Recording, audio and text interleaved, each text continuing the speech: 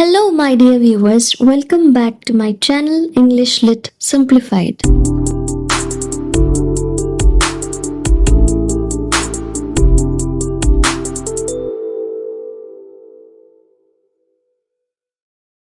In today's video lecture, we will be looking at the life and works of the famous Elizabethan playwright Christopher Marlowe.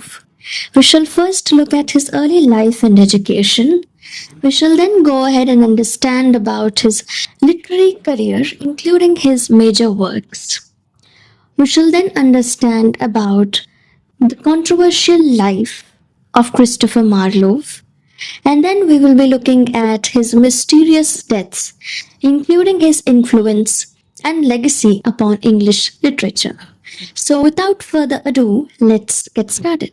Well, Christopher Marlowe was born in Canterbury, England in 1564, the same year as William Shakespeare. He was the son of a shoemaker and he received a good early education attending the King's School in Canterbury on a scholarship. In 1580, he continued his education at Corpus Christi College, Cambridge, also on a scholarship, where he earned his Bachelor of Arts degree in 1584 and also his Master of Arts in 1587, though the university initially hesitated due to suspicions he might be a Catholic priest. Now, Christopher Marlowe belonged to a phase where there was a lot of religious upheaval and anti-Catholic movement was going on in the society. People were of divided opinions related to the religion. Therefore, the university believed that Christopher Marlowe was supporting Catholics and he was involved in some spying activities. Therefore, they refused to grant him his Master's of degree. But then later on, when the Privy Council members intervened, the university later granted him his Master's degree. Let us now understand about his literary career. Marlowe's literary career was brief but impactful, spanning roughly from 1587 until his death in 1593. In this short time, he emerged as a leading playwright of the Elizabethan era, preceding and significantly influencing Shakespeare. Let us look at some of the major works of Christopher Marlowe. Well, Marlowe's short but impactful career produced several significant plays and poems that greatly influenced the development of English literature and drama.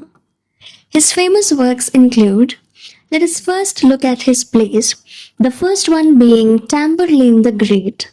This is considered as Marlowe's first major success and is a landmark in Elizabethan theatre. It established blank verse as a powerful dramatic tool and introduced audiences to a protagonist driven by immense ambition and power. We then have Dr. Faustus, which is perhaps his most famous work.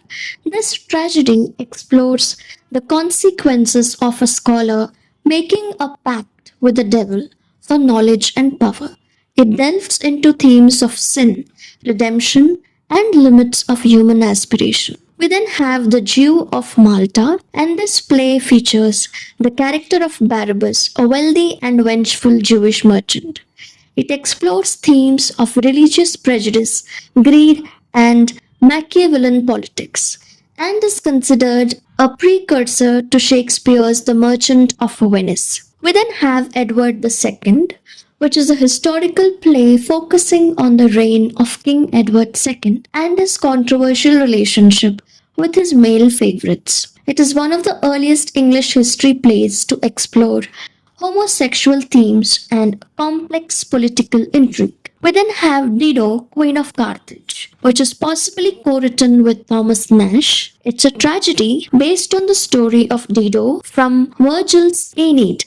It explores themes of love, betrayal, and political duty. Finally, we have The Massacre at Paris, which is a historical play depicting the Saint Bartholomew's Day massacre, showcasing religious conflict and political violence in France. We also have some of his poetry. The first poetry is Hero and Linda, which is considered to be unfinished and it was later completed by George Chapman. a sensuous and mythological narrative poem based on the Greek legend of Hero and Leander. We then have The Passionate Shepherd to His Love, which is a famous and influential pastoral lyric poem expressing an idealized vision of love and nature. And finally, we have translations of Ovid's Amours and Lucan's Pharsalia. Marlowe also translated classical Latin poetry, demonstrating his linguistic skills and contributing to the dissemination of classical literature in England. Let us now look at the death of Christopher Marlowe. Christopher Marlowe died on May 30th, 1593, in Deptford near London. The official account, revealed later, states that he was killed by a man called Ingram Fryer, allegedly in a self-defense during a dispute over a bill in the house of a widow named Eleanor Bull. However, the circumstances surrounding Marlowe's death have always been shrouded in mystery and have been the subject of much speculation. Several theories beyond a simple brawl exist, including political assassination. Now, Marlowe's connections to the Secret Service under Sir Francis and his controversial religious and political views have led some to believe that he was assassinated for political reasons. We also have another theory which suggests homosexual intrigue, given the societal attitudes towards homosexuality at the time and the themes in his works. Some theories suggest his death was related to a homosexual affair gone wrong. We then have religious heresy. Marlowe was accused of atheism and blasphemy, and some believe his death was a consequence of these accusations in a religiously charged environment. Despite the official coroner's report, the true reason behind Marlowe's early death at the age of 29 remain debated by scholars. Let us now discuss about the legacy of Christopher Marlowe.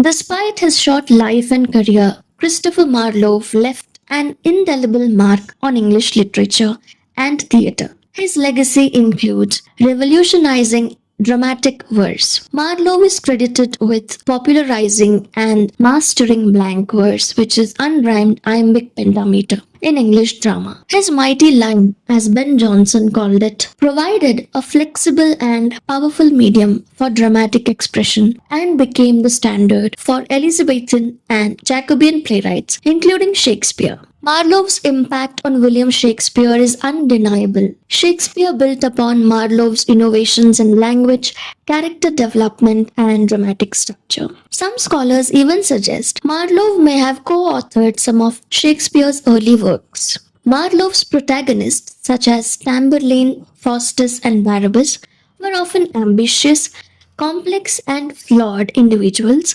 who challenged societal norms and explored profound human desires. This paved the way for the tragic heroes of later dramatists. Marlowe fearlessly tackled controversial subjects like ambition, power, religion, and sexuality in his works, pushing the boundaries of what was acceptable in the Elizabethan era. Due to his significant contributions to the development of tragic drama in England, Marlowe is often referred to as father of English tragedy, and his plays continued to be studied, performed, and accepted today. His poetic language, dramatic intensity, and exploration of timeless human themes continue to resonate with audiences and inspire writers. In conclusion, Christopher Marlowe was a pivotal figure in the Elizabethan era. His innovative use of language, his creation of memorable characters, and his exploration of profound themes left a lasting legacy that shaped the course of English drama and continues to be celebrated even today. Well, that was all for today's video lecture. I hope you enjoyed watching this particular video. If you liked my content, do not forget to like, share, and subscribe to my channel. I'll meet you soon with yet another topic. Until then, goodbye and stay tuned to English Lit Simplified.